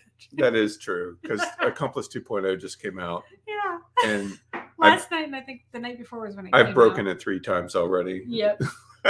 Yeah, he gets an email from Adam. I keep getting these You emails from found Adam. bug. You found another bug. Congratulations. I'm going to do a complete rebuild now. I think you need to win an award, most bugs found or something. So Serious. no, pattern interrupts are a big deal. And I mean, like I am in the marketplace a lot more than you are because of Nerdvana. So I'm out with people. I don't have the little pigeonhole right now. I will eventually, but I'm not like stuck in my little cave and not able to go out and about. But you are in your little cave all the time and don't get to go out and about other than the cats and me occasionally popping my head in the door. So the pattern interrupt of going out to be around the people makes sense. Right. I love being around people for the most part. I just don't like being around idiots. Well, I don't either personally, but that's another conversation. So some steps that we've taken personally, okay, is we recognize and accept who we are, and we create lifestyle processes for who we want to become. Some of this came out of something that I read in the introduction to one of Jack Canfield's books. And he talked about becoming the person. See, how did he word it? I forget now. I can't there. I remember looking at some of the testimonials that he had, and I remember thinking, no one's ever going to say something like that about me. And then there was something in the book that talked about, if you want, if there's a certain type of results that you want, then you have to become the person who gets those kind of results. In other words, that isn't exactly how I said it, but you have to, like, we should be constantly growing, constantly changing. And so if you're not getting the results that you desire right now, who do you need to become as a person, as a businessman, as an artist, as a crafter, as whatever? Who do you need to become to create create the results and the lifestyle that you desire? And that's kind of deep in some respects, but it's still important to think about, because here's the thing: if you were that person now, you would be doing those things, but you're not. So if you're not doing them, then something has to change. And guess what it is? You, right? It's nobody else but you. You are the commander of your own life. It's your choices, your alignment that gets shit done or not. And so, and by the way, even not making a choice is still making a choice. So, so if you want to become something that you currently aren't, then it's time to start creating a different lifestyle process to get to that point. And it's amazing how it works. It's kind of like walking. You take one step and then the next step and then the next step. Another thing that we practice very regular is, I mentioned before, this or something better. And the reason why I really like that is because we get all caught up in specifics, and the universe don't really work that way. What if you're focused on a specific something, whatever that might be, and then you get it, and turns out you hate it. This wasn't exactly what I signed up for. Yeah, so I thought I signed up for. This or something better really opens up the door to be pliable. It's written in chalk. Yeah, it's exactly what I was going to say. This is our plan B, the something better. Right. It's not like we're going to say this or something worse. Yeah, we don't have a plan B written down as far as what we exactly want it to look like. It's just something better. So if it doesn't end up being this, we look at that and go, okay, well, what else is it going to be? Because it can only be better. Right. Because that's what we put out there. Also, listen for guidance in shifting priorities. Mm-hmm. Whether you believe it or not, we are being inundated, all of us, with guidance moment by moment. It's coming from you driving down the road and spotting a billboard, a song on the radio, animals out in the field or whatever, a simple word that a stranger says, thoughts that just randomly pop into your mind. It could be anything, out of the voice of babes, right? Children. It could literally come from anyone or anything. The secret is to pay attention with all those exclamation points, with all the exclamation points, to actually pick up on this stuff. Because it's always there. Light is filled with information. That's why lasers are so awesome, right? But light is filled with information, and we're surrounded in light on a lot of different levels. And so you're getting the guidance. You may not be hearing it, you may not notice it, but you're getting it. And so if you think, well, God doesn't ever talk to me, funny story about that. Back, and some of you have heard this story probably, but he likes to tell it. Back when I was in college, the brief one semester that I attended Rhema Bible Training Center, all of my classmates are talking, they're like jetting all over the world or all over the country on the weekends and preaching here and there. And I'm listening to them talk, and they're like, well, God told me this and God said that and blah, blah, blah. And I'm like, God ain't talking to me. I never heard anything in my thoughts or God's voice saying, Tony, nothing like that. And so one weekend, I was poor, lived in a hotel room that I couldn't afford. So, run up the old American Express card. And I decided one weekend that I was not leaving that hotel room until I heard God's voice, whatever that means, right? But remember the context of where I was at the time. I'm going to a charismatic Bible training center. Okay. Life is a bit different these days. But so I prayed, I meditated, I sang, I cried, I screamed, I yelled, I did all of those things. I exhausted myself after 6 or 8 hours of this craziness. I finally wore myself out. I'm laying, in a puddle of my own tears in the hotel floor going, why won't you talk to me? And finally I just was exhausted, and I'm laying there, and all of a sudden in my thoughts, I hear, are you done yet? And I sat straight up, and I'm like, God, is that you?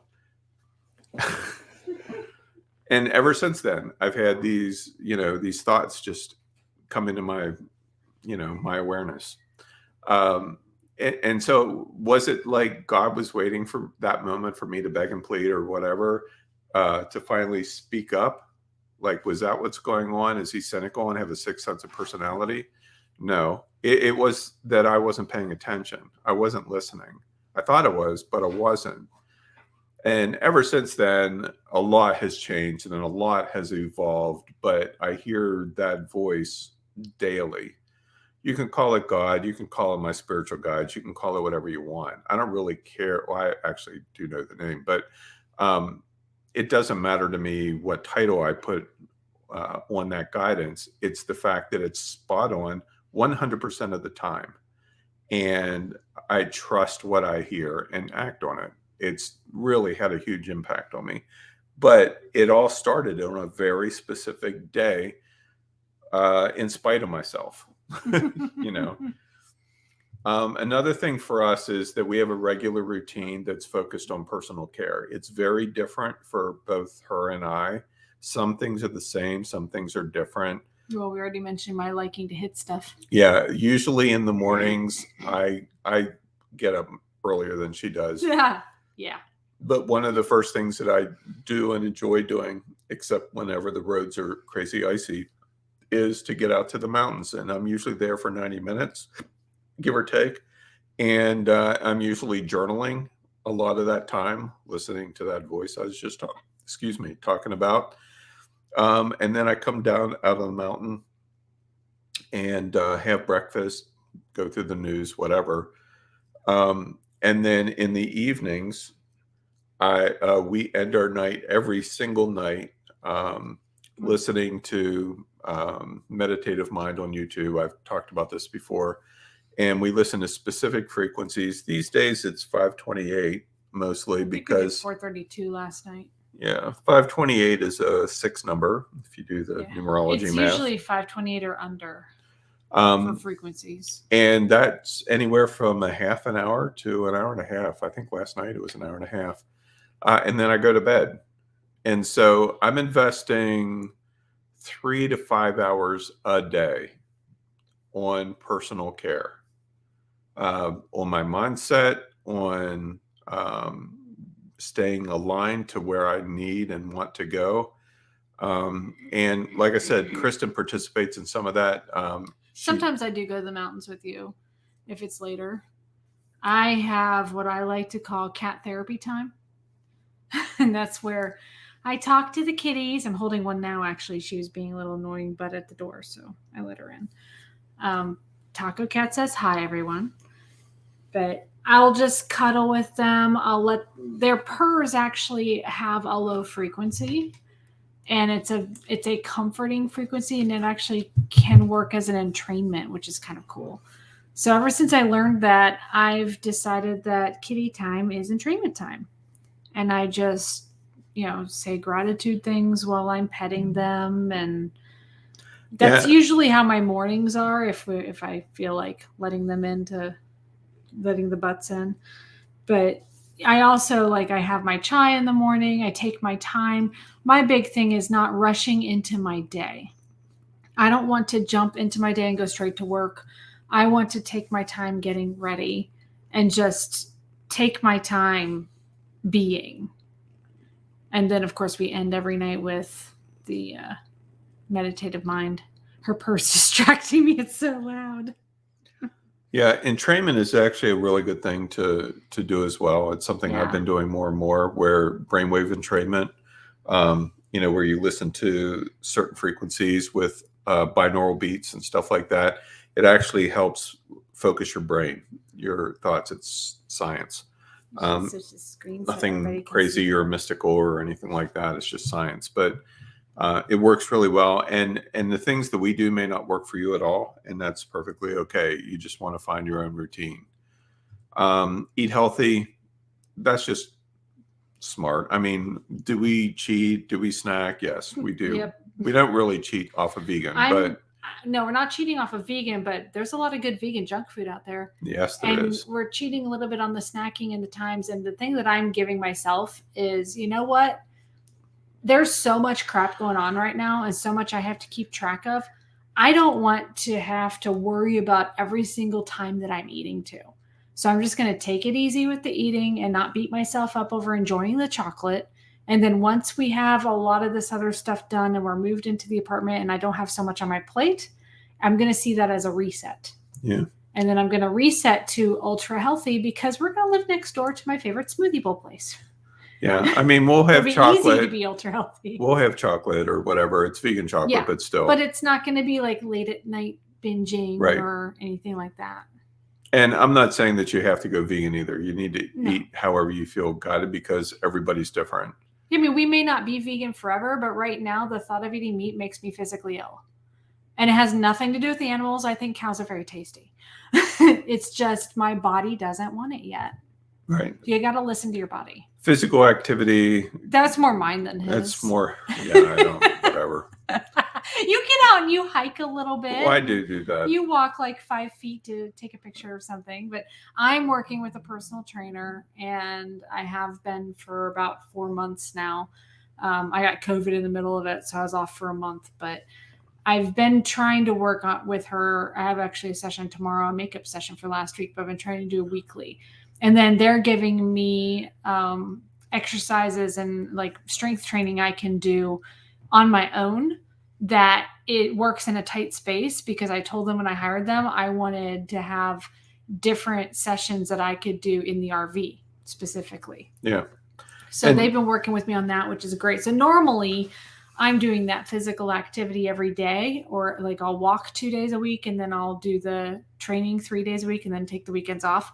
But right now, with all of the bending, lifting, packing that I'm doing, I'm not. I'm only doing the once a week. Yeah. Actual strength training.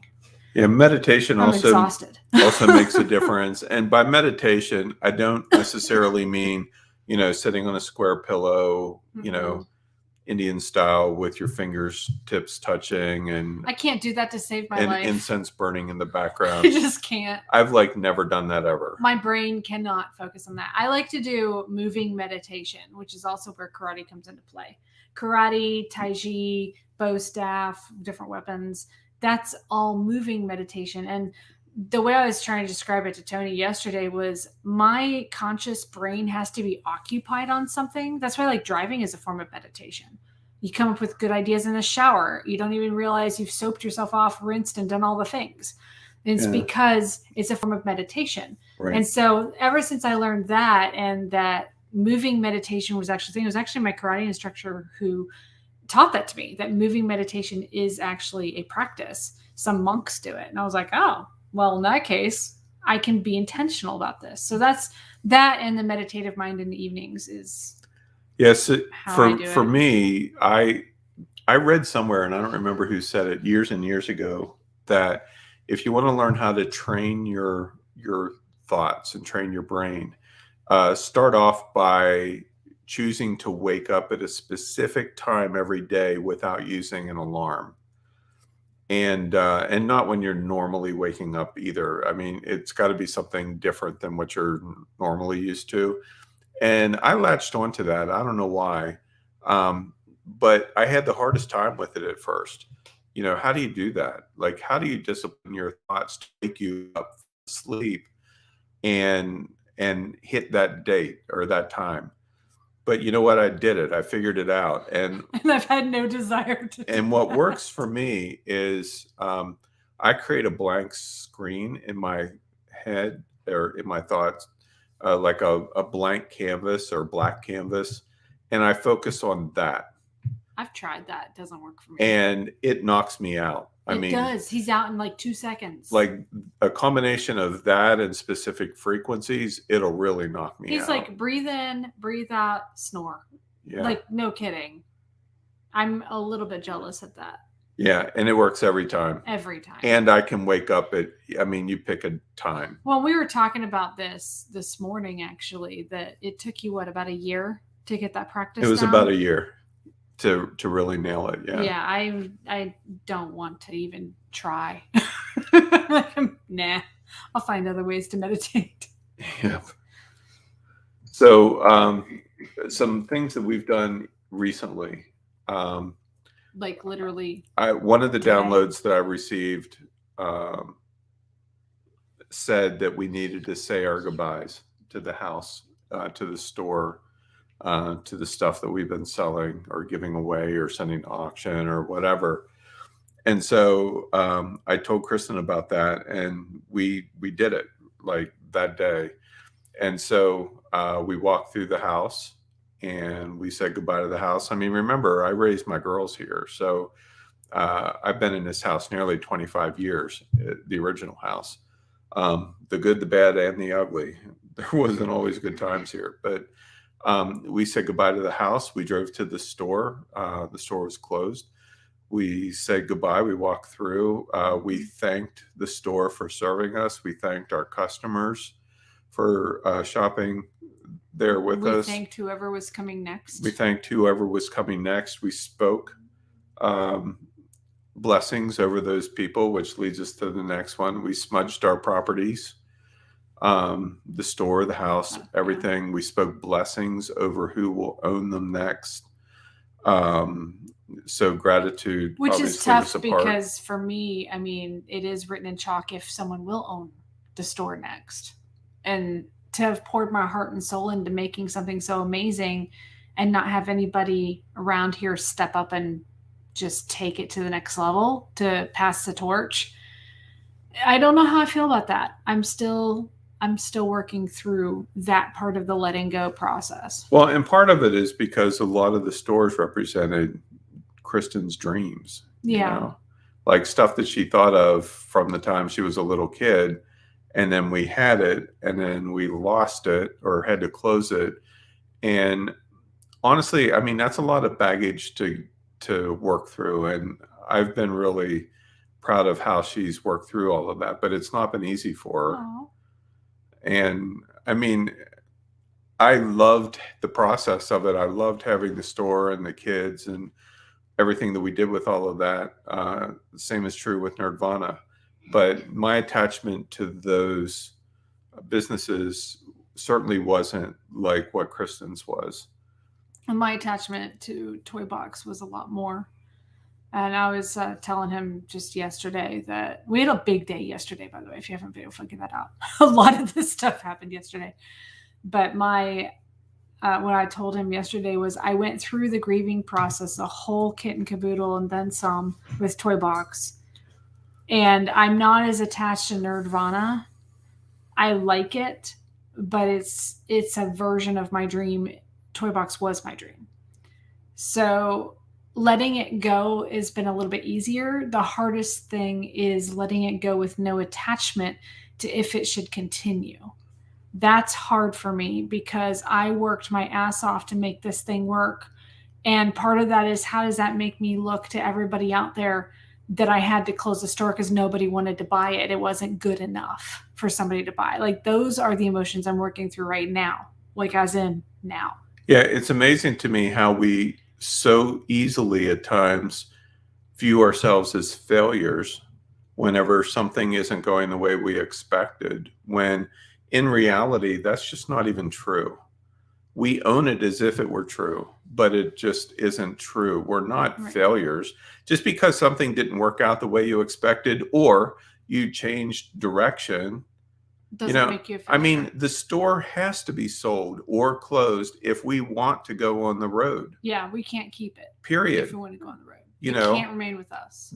The house has to sell if we want to go on the road in full-time RV. So we could look at it as like, yeah, well, we're moving from a house that we own into an apartment that we rent, and that feels like failure, but it's not. If Nerdvana doesn't sell, it gets closed. Yep. Period. That's just the way it is. So does that mean that we failed and that we had 2 retail stores and we had to close them both, so we're failures? No, it doesn't mean that unless we accept that as an identification. And I mean, we each have to work through that on our own. I can tell you right now that ain't going to define me. No. But we so easily take that on, though, sometimes because we judge ourselves so harshly, more than what anybody else would in many cases. Well, and it's become a part of my identity. Right. I'm known in the community for this thing. And I've already had several people say, like, freak out about it, that I've told them that we're selling the store. And one of the things that my coach told me that is helping me through it personally, maybe this will help somebody out there, is I did what 99% of people who have the idea never do. I did the idea. I built the store. Most of it was on me to build. I got it to where it is now. And I can always look back at that, whether it sells and it goes to new owner and stays open, or whether we close it. And I can say, I did it. I did that.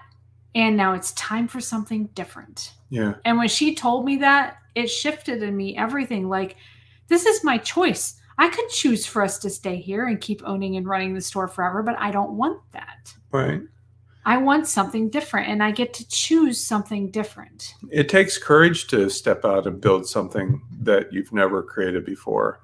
And I'm not saying that as a boast for us. I'm saying that as a challenge for you. If you have dreams, that something that you want to do, why haven't you done it yet? You can blame money and all that kind of stuff. You know that that's all bullshit, right? We had dreams in this beautiful space out back of all the things that we could do there. And we have so many machines that were never even taken out of the boxes. Or they were taken out of the boxes but never actually turned on. Yeah. Like, so much equipment out there that we've been selling off that's brand spanking new. It's not that we didn't have the time, it's that we didn't take the time. We loved the idea of being able to do all the things, of having the opportunity there if we so wished it. We didn't actually love doing the things. Yeah, there's a difference between taking action and potentially taking action. Well, if I want to do this, I can because I have the stuff to do it. That's not the same as doing it. Right. And that's something that we've both had to work through. But, if you have a dream to do something, maybe you don't have the money to do it right now. I understand that. But what can you do? Yeah, what step can you take? Even if it's something little. I mean, we showed you earlier some of the things that we did, and here's the part that's kind of crazy about it all. We had burning ceremonies where we literally, and I'm going to show you some pictures in a minute, where we had to say goodbye, where we cut ties with things. Yep. Stuff that we believed in 100% that we were going to happen, and that we were actively building, creating, whatever. And another thing that has helped us a lot as a part of the let it go process is visualization exercises that's focused on the end goal. Yep. And it could be anything. Like, one thing that Kristen did was she took pictures of one of the RVs that we liked and put them on the inside of our kitchen cabinets. And I wrote this or something better on it. And I did the same thing on my desktop on my computer. And the funny thing is, I didn't know she had done that. You had been there for a month and a half. And I opened up and finally I noticed it one day and I'm like, what the hell is this? You're like, what did you do to my cabinet? I'm like, it's been there for a month and a half and you have used that cabinet almost every day. I didn't even see it, which, I was talking about something earlier, being in the moment. But yeah. And like one simple thing that I've done was I follow the National Park Instagram feed. Yeah, I need to do that. And turned on notifies so that every time they make a post, I get it.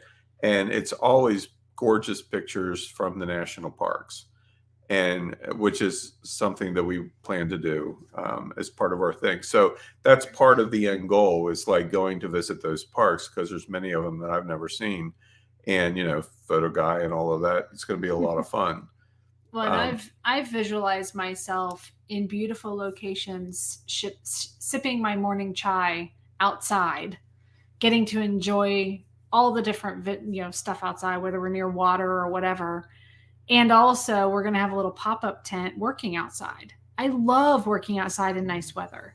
That's one of the reasons why I have a laptop, because I like being mobile like that. So I've been focusing on that, and that's actually what helped me get to sleep last night, was repeating. Like, not just repeating those visuals in my head, but feeling the emotion of being there, smelling the smells around me as if I was there, really putting myself in that environment. And that helped keep me calm with everything that was going on. And I like what Debbie Brady says right here. If you don't let go of one thing, you will never be able to embrace the next thing that is calling your name. And I've heard this analogy like monkey bars. You can never reach the next monkey bar. Those, everybody here should be old enough to know what those are. I don't think I could explain this to a 12-year-old, but you can never reach the next monkey bar if you don't first let go of the one behind that you're hanging on to. You have to let go and trust your instincts and your one hand left to keep holding you up while you reach for that next thing. Yeah, meeting with a life coach regularly can really help. That's something that Kristen does. You do periodically, but not that much, other than, the life coach in my brain. We call them the powers that be. Yeah. We know their names, but I'm not going to tell you what those are. Taking the actual actions necessary for the next steps. I was just talking about that. And vision boards. It's such an easy to do, simple thing, but it serves as a reminder, of where you want your focus to go. Yeah, I've done 3-dimensional vision boards when I had VIP clients come to the house and play out in a play space. And I did one recently before we even really decided to RV full time. I did a vision board last summer, I think it was. And I did record the entire process. I don't know if I'm going to put it up on YouTube. I might. But what's interesting about my vision board being that it's a 3-dimensional vision board. It's not cut out photos of stuff. It's a piece of art. And everything in it is representational. And I thought I had one representation, but it turns out where we're headed with the RV life, it's a picture of the RV life. It's an actual like photo if you look at the full piece of art. So it's pretty cool that ended up the way it did. It's like my soul knew what I needed and wanted. And I just didn't really understand what it was going to be yet. So one of the things that we did today, actually, I showed earlier some pages from our master plan. And Kristen remembered that she had one at the store, actually in our shipping room. I printed out. That was printed out. I still have digital copies, but she had a printed out one that whenever we were using that as a guide, originally our employees had copies of it, but as I mentioned in my email, they had to sign NDAs. They were not allowed talking about our business and plans to anybody, for good reason. It's like sometimes you don't need to show your hand. But she had a printout that she kept close in the store.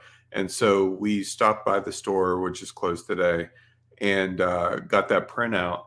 And then I had the idea come to me that we needed to physically do something with that printout. That even though Toy Box isn't open any longer, or we're not involved in the marketplace and all of those kinds of things, we need to physically do something, because nothing really in that master plan, either it no longer exists or we're moving away from it or something. And so the idea that came to me is that we needed to have a burning ceremony where we went through that master plan page by page and say goodbye. And so this was us doing that. I took pictures while it was happening. We took turns. I started off, we have one of those cool little Mexican, whatever they're called, chimneys or whatever, chimlias. I forget what they're called. I don't know, but Something this is like the that. first time we've ever used it. Yeah. Together. And so it occurred to me that we should start off with sage inside and light the sage first, as a way of saying goodbye from a prayerful position, because sage is often used in prayer and cleansing and those kinds of things. So kind of like cleansing the past.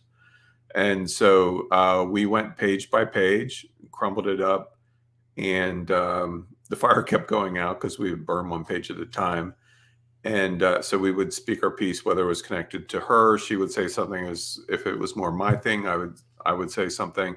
And then ultimately, we just crumpled up all of the pages from that master plan and lit them on fire. And one of the things that was really cool about Val says chimenea. Chimenea. Okay. Well, one of the cool things about using them is because of how they're constructed. The fire, whenever it burns, actually causes like a little bit of a fire tornado of sorts. Cool.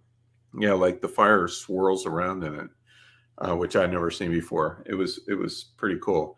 And so it burned through all of the ash or through all the papers and everything. And then there was a little bit of sage left, which continued to burn after everything was gone. And that's it. That vision is done. Mm-hmm. And it feels good. It feels good. It feels like we have a physical representation of finality. Right. Of being able to move on now. Yeah. We could have done all this as mental exercises, but sometimes the physical act of doing it just solidifies it. Makes it more real. Yeah. Yeah. I mean, obviously it was symbolic. The vision wasn't attached to that particular printout, but it was a cool experience overall, and again, I'm not saying that y'all need to go out and start burning shit off just to get rid of your past. That's not what I'm saying. But there is something to be said for physical action breaking that connection, because there are energetic connections to our past. Yeah. That's just, I mean, study quantum physics, it'll tell you that. Well, like I had somebody buy all of the supplies I used in my vision board workshops, which included a lot of our little miniature things and some of our scene building stuff. And I mean, it was boxes upon boxes of supplies. And I packed every one of those boxes. And as I packed them, I said goodbye. I said, thank you. I've enjoyed you. I've watched other people enjoy you. And now you get to be enjoyed by someone else. And it's kind of a Marie Kondo thing, although I don't really like her. So she's a bit extreme, like thinking that you can survive off of only having like 5 books in your life. I know that's an exaggeration. It's like more like 30, but still 30 is not enough. And we've gotten rid of like 90% of our library, by the way. We still have a couple hundred books. We can't take them all in the RV, but we still have them. Yeah, we literally had a library. We had a full library. Yeah. That's the crazy part. I built a library as a store. It's one of our booths at the market. And well, I kept a lot of that. Anyway, by doing that physical act as well, and then receiving money in exchange for it, that money is now empowering the things we're doing moving forward. It's helping to fund the stuff. So it did things like got into our account to be transferred to pay some bills that we needed to pay in order to move on. So it's really, it's an exchange of our energy of attachment for a new energy of moving on. Right. Yeah. So I think out of all of what we shared today, and I know that this has been a longer one, and I apologize, but not really.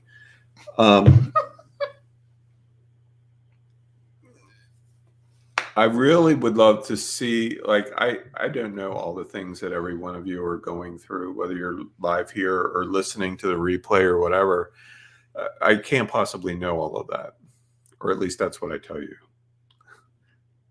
I'm just joking.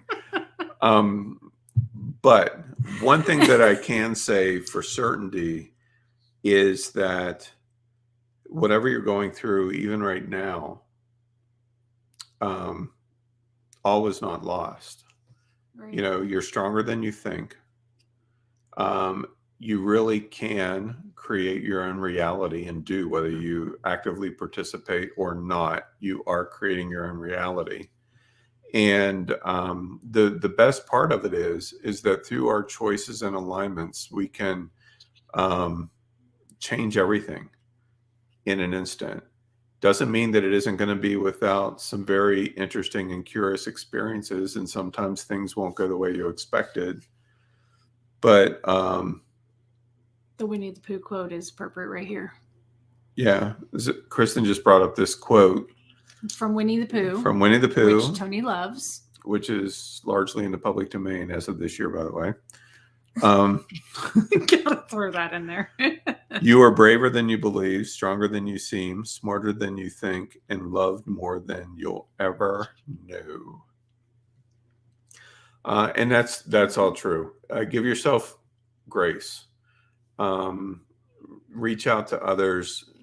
Trust that you're stronger than you really believe that you are, and look for ways to change what you're doing. If you don't like the results that you're getting, make a different choice. It sounds so simple, and yet it can be so challenging to do that. Tony is a silly little bear. Not so little, but no, he's a silly little. Bear. He's like, I'm not little. Roxanne said, I think you've got more comments and feedback on this webinar than any you have ever done. I would say that. Yeah. I would say that's probably true. Except for maybe a seminar with Jay, where half the comments are, will there be a replay? Serious. Yeah. And you know, I really appreciate all of you being here. We've been pretty steady as far as the number of folks. What am I doing? Just put us back up. Oh. So people can see our faces. You see half of my face. See, I'm going to. You just decapitated yourself. Come back.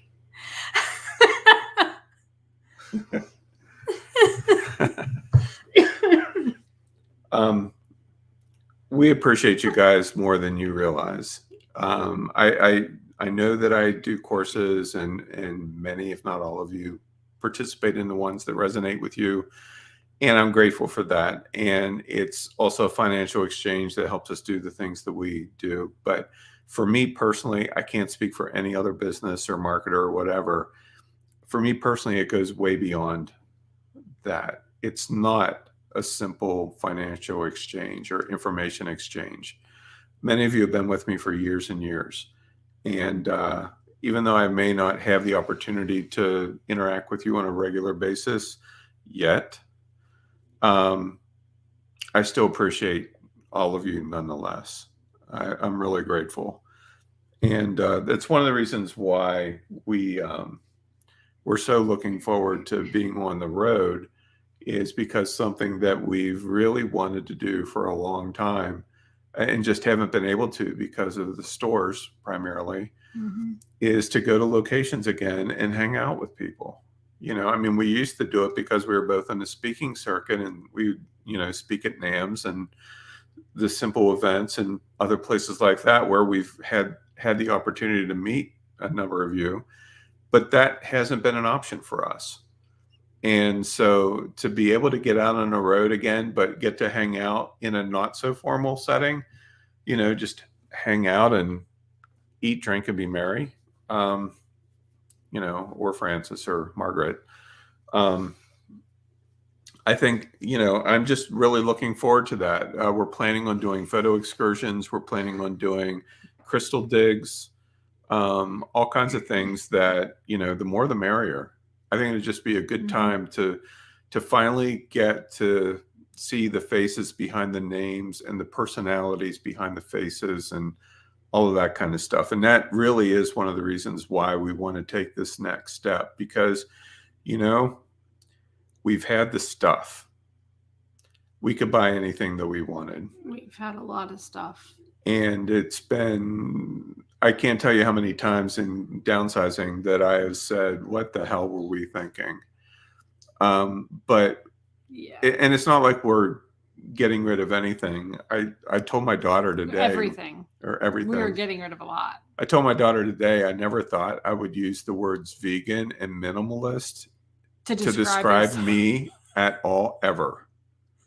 We used to watch minimalist videos and he'd go, what the hell? What are they thinking? Who are they?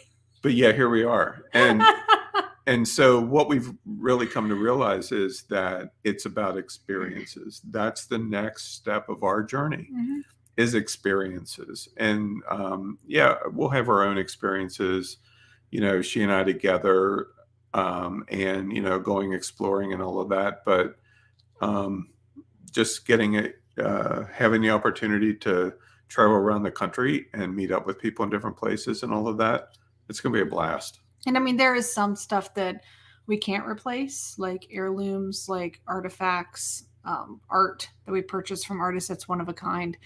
And we're keeping all that, putting it in storage. So it's not like we're getting rid of our lives, but we don't know if we're ever going to live in a house again. We might love the House on Wheels so much, we just stay in that. Yep. Come back once a year, go through storage, purge more. Yeah, I mean, we do have some really badass art. We really do. But wish we could take that with us, but some of it, yeah, for sure. It's just too breakable. So anyway, as time goes on and the plan comes together, earliest is probably going to be fall. It could even go into next year. We just really don't know at this point. Yeah, we got an apartment for a year to downsize into so that we can get used to the living small before we have to. Yeah. And that's going to really help us, I think, work out the kinks. And it's downtown in our local town, so Kristen will be able to walk to the store every day. I can walk to the store. We can even downsize our cars, which is great.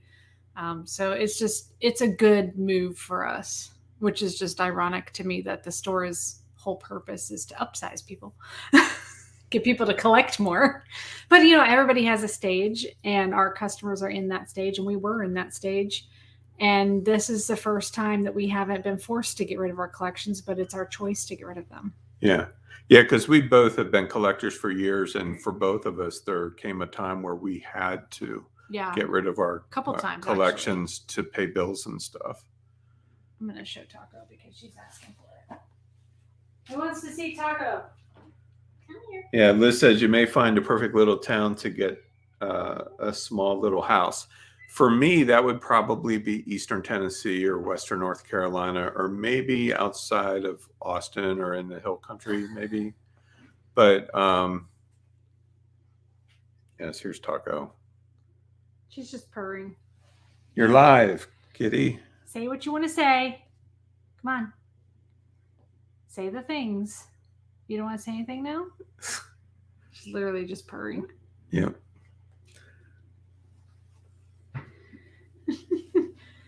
We are going to be, I'm working on our Instagram, and we're probably going to have a Patreon as well, where we'll post where we're going to next. And then our YouTube channel is going to be showing the past stuff, probably about 2 weeks to a month out is my plan for getting videos up.